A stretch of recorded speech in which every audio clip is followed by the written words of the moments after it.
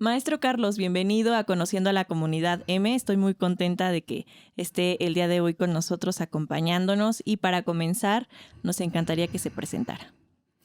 Sí, cómo no. Bueno, mi nombre es Carlos Alejandro Castro Mera. Soy profesor del área de las licenciaturas y del propedéutico aquí en la Escuela de Música del Estado. Bienvenido, maestro. Cuéntenos, por favor, ¿cómo fue su formación profesional? Bueno, yo tengo una formación profesional así un poco extraña porque me he dedicado por un lado a la música y por otro lado a la pedagogía. Mi formación primigenia como músico fue en la Escuela Libre de Música en la Ciudad de México, en la F. Vázquez. También tengo la licenciatura por la Escuela de Música del Estado de Hidalgo, o sea, aquí por la M, que es mi alma mater. Tengo una maestría en gestión educativa por la Universidad La Salle. Y bueno, pues tengo un montón de cursos y de cosas que he ido aprendiendo a lo largo de mi carrera, ¿no? Yo me he involucrado mucho en el asunto de la pedagogía, de la didáctica, de la psicología educativa, de la realización y el diseño de proyectos educativos y cosas como esas. Gracias, maestro. ¿Cómo ha sido su trayectoria aquí en la M? Bueno, mi trayectoria en la M fue muy accidentada. Desde la entrada, yo trabajaba en el año 1999, yo trabajaba para la Secretaría de Educación Pública. Uh-huh. Trabajaba como asesor en lo de ritmos, cantos y juegos para niños en preescolar. Y una compañera maestra me dijo, oye, salió una convocatoria que dice que quieren formar una escuela nueva aquí en el estado y que se andan buscando músicos y andan buscando maestros y no sé si te interese. Pero yo a esta maestra la veía cada 8 días. Y entonces me dijo, te traigo dentro de 8 días, te traigo el papel, ¿no? Le voy a decir a mi papá, porque mi papá guarda los periódicos. Y yo le dije, sí, la verdad no le tomé mucho interés. Le dije, pero tráemelo. A la siguiente semana me vio y me dije, chin, se me olvidó. Bueno, le dije, pues para la siguiente semana. Y a la siguiente semana me lo llevó y creo que era un miércoles, el viernes terminaba la convocatoria. Entonces, yo en ese entonces vivía en Tulancingo, preparé todo mi material y todo, y fui el viernes, pero yo no sabía qué horas iban a cerrar, ¿no? El total que llegué como a las 4 de la tarde y se suponía que, no decía en la convocatoria, pero la convocatoria se cerraba a mediodía o algo así. Total que yo llegué ahí y una señorita así media seria me dijo, ¿sabe qué? Ya no vamos a recibir nada. Yo, bueno, pues ni modo. Pero en ese momento llegaron 2 personas más y la jefa de la oficina dijo, bueno, pues ya recibe estas 3 últimas, ¿no? Entonces fui de los 3 últimos de los que recibieron como las solicitudes, ¿no? Uh-huh. Y luego, pues el equipo de María Antonieta Lozano, que en ese entonces estaban sobre todo con sus manos, ahora sí que su mano derecha e izquierda era José Julio Díaz Infante y Sina Engelman, organizaron la cosa de que iban a hacer pues la selección. Uh-huh. Para la selección pues fueron casi 400 personas las que fuimos seleccionadas, bueno, las que fuimos agrupadas. Y la verdad es que ellos no esperaban, porque vaya, ni siquiera tenían mucha idea de qué pasaba en Hidalgo ni en Pachuca.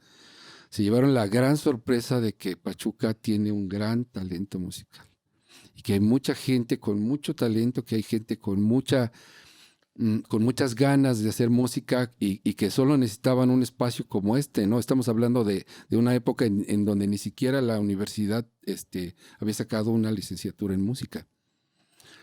Y esta era una oportunidad de formar gente, sobre todo porque el programa que nosotros manejamos, pues es un programa que está especializado en la enseñanza tardía de la música. ¿Vale? Tú sabes que a los 16, 17 años, pues ya estás viejo para estudiar música y de repente que venga un muchacho que tiene 22 y dice, oye, es que yo siempre he estado picando aquí y allá, pero ya me quiero formalizar, es complejo, ¿no? Entonces, en esa convocatoria, pues a ellos les llegó una cantidad que ellos no esperaban. Ellos esperaban, no sé, 40, 50, si les iba muy bien 80 personas, ¿no? Y de repente les llegan 400 o casi 400, 380 y tantos, si no mal recuerdo.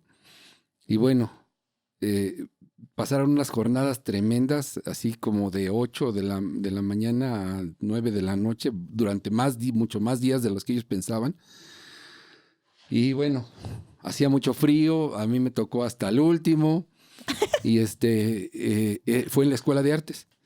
Bueno, ya ves que está la escalera, ¿no? Pues estábamos formados ahí en la escalera esperando las entrevistas que nos estaban haciendo María Antonieta Sina y José Julio, ¿no? Y me aburrí y dije, ya me voy, ya, porque además no iba preparado y hacía un frío tremendo. Ya me voy. Llegó una amiga, fíjense cuánto tiempo habrá pasado, que me dijo, no, espérate, dice, vamos a fumarnos un cigarro, te invito a un cigarro. Y ahí en las escaleras nos fumamos un cigarro y ya me esperé. Total que me entrevistó María Antonieta, me entrevistó Julio, Sina no, pero ellos dos me entrevistaron y decidieron que nos quedábamos. Fuimos 40 los que nos quedamos. De esos 40 pasamos por un mes y fracción de capacitación. En ese mes se filtraron 20 más, quedamos 20, que fuimos los que iniciamos la Escuela de Música del Estado, 20 profesores. Y de esos 20 profesores, pues yo quedé como coordinador académico, que fue mi primer puesto aquí en la escuela, como coordinador académico. Primero iniciamos con el área infantil, se dieron algunas clases, luego el área profesional. En esas primeras fechas, pues entró, por ejemplo, Joel es de los originales, el profesor Joel, el profesor de piano, pues es de los originales. De ahí, pues, no sé, Jonathan Guevara también es de los que primero estuvieron con nosotros. Y estábamos en ese entonces en un anexo que tenía el Montepío, en la calle de Hidalgo, aquí a una cuadra, y pues era un lugar chiquito, ¿no? Y bueno, pues estábamos muy entusiasmados y muy contentos con decirles que el día que llegaron los pianos, no sé por qué no llegó la gente del DIF para bajarlos. Y bueno, los maestros, yo ahí de metiche les pedí a todos los maestros que bajáramos los pianos con el riesgo de hacer pedazo alguno, porque pues es muy alto, ¿no? El camión, y pues los bajamos, entre todos bajamos los pianos y bueno, estábamos muy entusiasmados con eso, ¿no? Un poquito más adelante, pues me convertí en subdirector de servicios escolares, en subdirector de servicios académicos. Y bueno, he sido el nexo para la escuela de música, para el IMSS, por ejemplo, para varias cosas, ¿no? Y ya yo estuve 14 años en estos puestos directivos y ya de ese tiempo para acá me he desarrollado como profesor en el área profesional. En el área superior. Sí, maestro. De hecho, a mí me tocó ser su alumna. No sé. Sí, claro, sí te recuerdo como una alumna muy cumplida siempre y muy crítica, y eso es algo bien bonito. Es bien bonito porque, ¿saben qué? Que yo siempre he creído que uno aprende de las personas que piensan diferente. Y Eunice, lo digo ahorita, Eunice siempre ha pensado diferente de como pienso yo, ella hace las cosas de otra manera, pero no digo que yo esté bien o que ella esté bien, simplemente que en la diversidad está la riqueza y que pues hay muchos caminos para llegar a Roma, ¿no? Eso sí, todos los caminos nos llevan a Roma. Así es. Maestro, ¿cuántos años ya lleva? Bueno, nos ha contado brevemente toda esta trayectoria. ¿Cuántos años lleva ya de experiencia frente a grupo, con alumnos, trabajando como docente? Uy, pues yo creo que tengo ya más de 30 años. Más de 30 años. Yo he trabajado en preescolar, primaria, secundaria, preparatoria, licenciatura y maestría. Me falta lo de doctorado, pero todavía en esas estamos, sí. Yo he trabajado todos los niveles, he sido director de una preparatoria, director fundador de una preparatoria en la que nos fue muy bien, y pues tengo ya muchos años trabajando con alumnos, ¿no? Siempre, déjame decirte que la profesión docente ha tenido siempre el problema de que está llena de improvisados. Perdón que lo diga así tan claramente, ¿no? Tan llanamente, pero la verdad es que así es.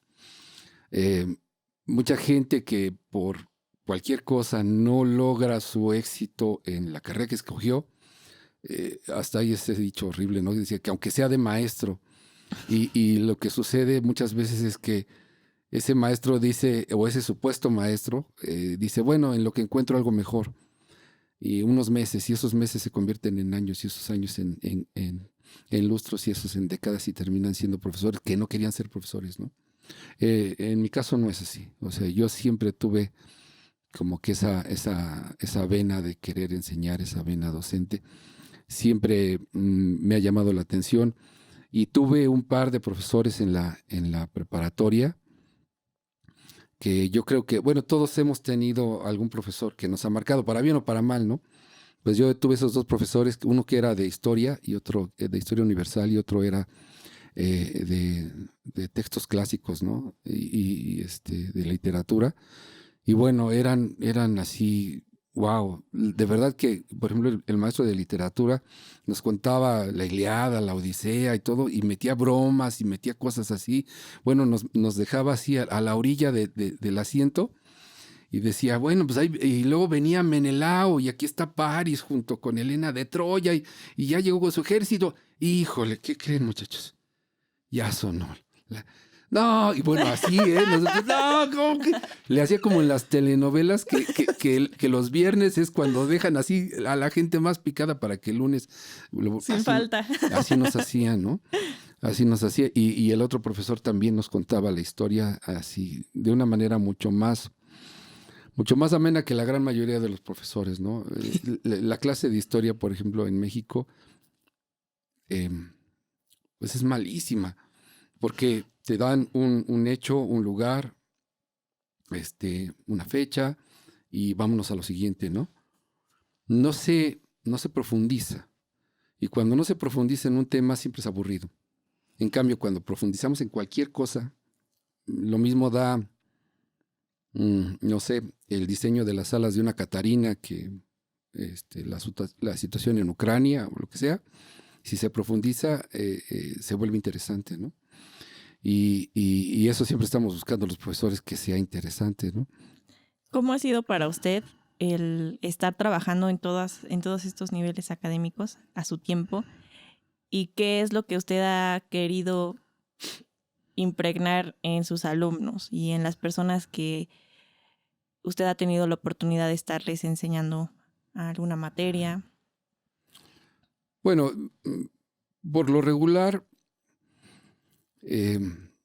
se llega a distintos niveles y el mensaje es distinto dependiendo de dónde estemos, ¿no?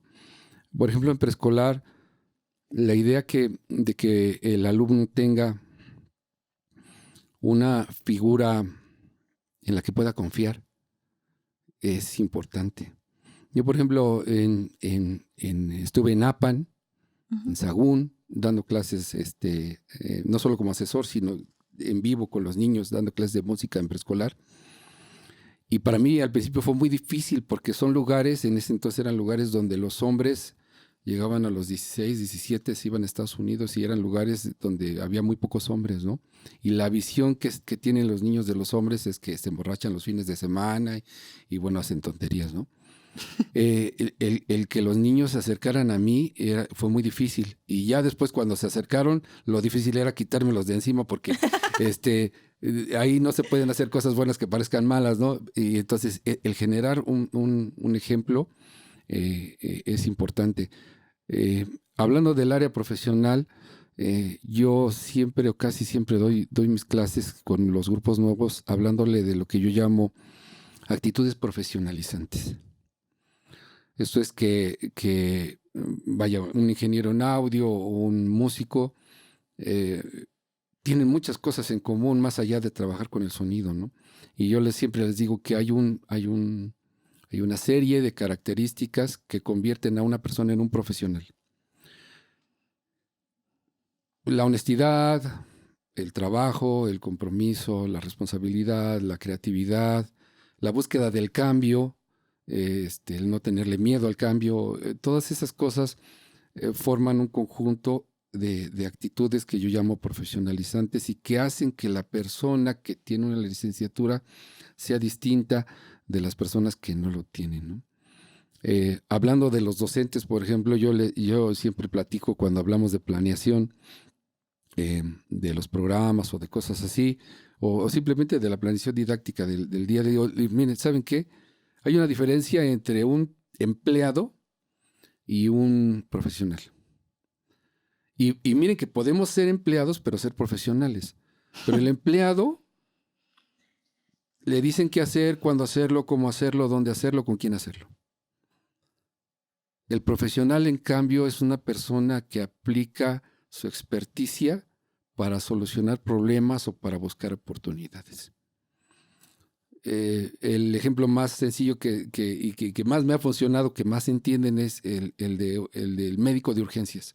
Que de repente es un médico de urgencias y que es un profesional, pero es un empleado, ¿no? Entonces llega una persona que tiene aquí una rajada en el pie, ¿no? Se está desangrando. Ay, mire, se está desangrando, ¿verdad? Espéreme tantito, voy a preguntar a ver qué hago. Y corre con el jefe y regresa y corre. Pues no, ¿verdad? Eso no sería un profesional. Un profesional es el que ve, lleva y llama al anestesiólogo, llama a la enfermera, pide la sala de operaciones, etcétera, etcétera, ¿no? Y hablando de la planeación, decíamos, bueno, la única oportunidad o de las pocas oportunidades que tiene un docente para ser un profesional es cuando planea. Y ves tristemente en Facebook que hay anuncios donde te dicen, te vendo la planeación de todo el año por 300 pesos. Ya nada más ponle tu nombre, ¿no? Entonces, cuando la planeación tiene que ver mucho con esto, ¿no? Con conocer al grupo, conocer su avance, conocer sus características y ir acomodando las cosas dependiendo de lo que se necesita, ¿no? Eso creo que es algo importante.